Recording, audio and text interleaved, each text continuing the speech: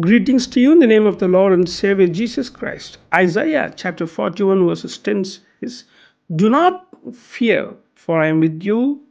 Do not be dismayed, for I am your God. I will strengthen you and help you. I will uphold you with my righteous right hand."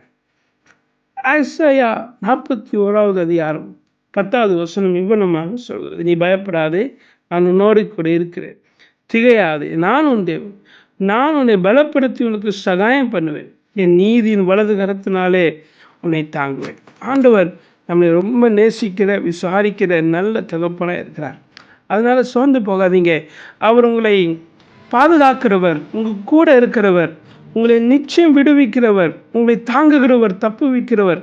அதனால அவரோட வலது கரம் உங்களோடு கூட இருப்பதனால நீங்கள் பயப்படாதீங்க. கர்த்தர் உங்களை ஆசீர்வதிப்பார். God bless you. Thank you very much.